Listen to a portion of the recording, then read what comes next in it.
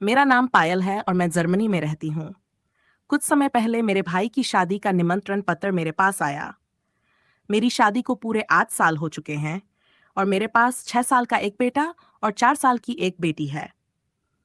मैं और मेरे पति यहाँ जर्मनी में एक खुशहाल जीवन बिता रहे हैं। जब मेरे पेरेंट्स ने मेरी शादी की थी, तब मैं इंडिया में ही थी। काफी समय तक मेरे पति और मैं वहीं रहे, लेकिन जब मेरे पति की जॉब जर्मनी में पक्की हो गई, तो हम लोग यहाँ शिफ्ट हो गए। हम 3 बहनें थीं और हमारा एक छोटा भाई था। उस समय हमारा भाई काफी छोटा था जब हम बहनों की शादी नहीं हुई थी, लेकिन अब मेरे भाई की शादी का समय आ गया था। जर्मनी शिफ्ट होने के बाद मेरी इंडिया में अपनी फैमिली से कम ही बात होती थी। जब मैं जर्मनी आई, उसके 5 साल बाद मेरी मम्मी का देहांत हो गया और फिर 3 साल बाद मेरे पापा भी इस दुनिया को अलविदा कह गए। मेरी बड़ी दीदी की शादी उसी शहर में हुई थी जहां हमारा मायका था। दीदी तो अक्सर मायके आ जाती थीं। दीदी की एक प्यारी सी बेटी भी थी जिसका नाम कृतिका था। ये सब यादें ताज़ा करते हुए मेरे मन में कई भावनाएं उमड़ रही थीं। पुरानी यादों की मिठास और परिवार से दूरी की कसक। जब मेरे भाई की शादी का निमंत्रण पत्र मिला तो मुझे बहुत खुशी हुई। मेरे मन में अपने भाई की शादी में शामिल होने की तीव्र इच्छा थी, लेकिन साथ ही कुछ चिंता भी थी। जर्मनी से भारत जाना आसान नहीं था, खासकर 2 छोटे बच्चों के साथ।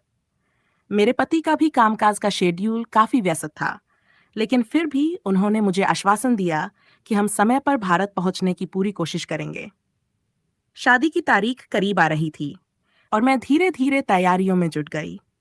मैंने अपने बच्चों के लिए भारत के मौसम के अनुसार कपड़े खरीदे और अपने लिए भी कुछ खास आउटफिट्स चुने ताकि शादी में अच्छे से शामिल हो सकूं। इसी बीच मेरे दिल में पुरानी यादें भी जागने लगीं, अपने मायके की, अपने मम्मी पापा की और उन दिनों की जब हम सब साथ होते थे। अब वो घर वैसा नहीं रहा था, लेकिन फिर भी वहां जाने का विचार मुझे सुकून दे रहा था। शादी से एक हफ्ते पहले हमने अपनी फ्लाइट बुक की। मेरे बच्चे बहुत उत्साहित थे, खासकर मेरी बेटी। वो अपनी कजिन कृतिका से मिलने के लिए बहुत खुश थी। मैंने दीदी को फोन करके बताया कि हम सब जल्द ही इंडिया आ रहे हैं और वो भी बहुत खुश हुईं। उन्होंने कहा, तुम्हारे बिना शादी अधूरी लगेगी। फ्लाइट के दिन हम जल्दी उठे, बच्चों को तैयार किया और एयरपोर्ट के लिए निकल गए। मन में थोड़ी घबराहट और बहुत सारी खुशी थी। जर्मनी से भारत का सफर लंबा था, लेकिन जब मैं अपने भाई की शादी के बारे में सोचती तो सारी थकान भूल जाती। जब हम इंडिया पहुंचे तो घर पर हमारा जोरदार स्वागत हुआ। दीदी, कृतिका और मेरे भाई ने हमें गले लगाया। उस वक्त मैं महसूस कर रही थी कि कितना कुछ बदल गया है। फिर भी अपने परिवार के साथ होने का एहसास वही था जो पहले था। अब शादी की तैयारियों में मैं भी शामिल हो गई थी। मैं अपने भाई की शादी में शामिल होने के लिए इंडिया आई थी और सब कुछ बहुत अच्छे से चल रहा था। लेकिन शादी में मेरी बहन के घर से कोई भी नहीं आया तो मुझे थोड़ी हैरानी हुई। दीदी की बेटी कृतिका हमेशा हर समारोह में उत्साहित रहती थी और दीदी का घर भी हमारे परिवार का एक अहम हिस्सा था। मुझे चिंता होने लगी कि वहां सब कुछ ठीक नहीं है। एक दिन मैंने सोचा कि खुद जाकर देखूं कि आखिर दीदी के घर पर क्या हो रहा है। जब मैं वहां पहुंची तो मैंने देखा कि घर के बाहर भीड़ लगी हुई थी। मेरा दिल तेजी से धड़कने लगा और मैं जल्दबाजी में अंदर चली गई। वहां जो दृश्य मैंने देखा, उसने मेरी दुनिया हिला दी। कृतिका को किसी ने मार डाला था। मेरी आंखों के सामने अंधेरा छा गया। उस वक्त मेरा दिमाग काम नहीं कर रहा था। मेरी प्यारी भांजी, जिसे मैंने अपनी बेटी की तरह प्यार किया था, अब इस दुनिया में नहीं थी। परिवार का कोई भी सदस्य वहां मौजूद नहीं था और हालात बहुत अजीब थे। पुलिस वहां थी, लेकिन कोई खास जांच पड़ताल नहीं हो रही थी। मुझे कुछ शक हुआ कि इस हत्या के पीछे कोई बड़ी साजिश है। मैंने ठान लिया कि मैं इस राज को जानकर ही रहूंगी, लेकिन इस काम के लिए मुझे खुद को छिपाना होगा, क्योंकि कृतिका की मौत का असली कारण जानने के लिए मुझे उनके घर के अंदर तक पहुंचना था। मैंने एक साहसिक फैसला लिया। मैंने नौकरानी का भेष धारण किया और अपनी पहचान छिपाकर दीदी के बंगले में काम करने लगी। इस तरह मुझे घर के अंदर की हर छोटी बड़ी गतिविधि की जानकारी मिल सकती थी। धीरे धीरे मैंने महसूस किया कि घर में कई चीजें सामान्य नहीं थी। कुछ लोग जो बाहर से दिखने में अच्छे लगते थे, असल में किसी गहरे राज को छिपा रहे थे। हर कोई कुछ छिपाने की कोशिश कर रहा था और मुझे अंदाजा हो गया कि कृतिका की हत्या एक हादसा नहीं थी, बल्कि इसके पीछे किसी की साजिश थी। अब मेरा मकसद साफ था, सच्चाई जानना और कृतिका को न्याय दिलाना। नौकरानी के भेस में मैं दीदी के बंगले में काम करने लगी।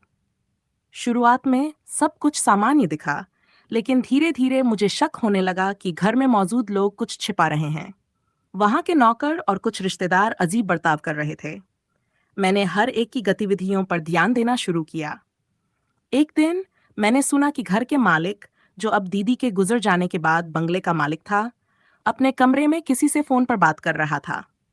उसकी बातें सुनकर मुझे यकीन हो गया कि कृतिका की हत्या कोई हादसा नहीं थी। वह बार बार पैसों और संपत्ति का जिक्र कर रहा था। मुझे समझ आ गया कि कृतिका की मौत के पीछे बंगले की संपत्ति से जुड़ा कोई बड़ा षड्यंत्र है। मैंने हिम्मत जुटाकर घर के पुराने कागजात खंगालने शुरू किए। दीदी ने अपनी सारी संपत्ति कृतिका के नाम की थी, लेकिन कृतिका की मौत के बाद वो संपत्ति अब उस आदमी के हाथ में चली जाती। असली अपराधी वही था। अगले कुछ दिनों में मैंने सबूत इकट्ठे किए और पुलिस के पास जाकर सारी जानकारी दी। पुलिस ने मेरी जानकारी के आधार पर जांच की और जल्द ही सच्चाई सामने आ गई। कृतिका की हत्या उसके चाचा ने की थी ताकि वह दीदी की संपत्ति हड़प सके। आखिरकार कृतिका को न्याय मिला। उसके चाचा को गिरफ्तार कर लिया गया और संपत्ति भी सही हाथों में वापस चली गई। मैं जानती थी कि दीदी जहां भी होंगी, उन्हें अब शांति होगी। मैं अपने भाई की शादी में शामिल तो हो गई थी, लेकिन कृतिका के लिए न्याय दिलाकर ही मैंने अपनी असली जिम्मेदारी निभाई।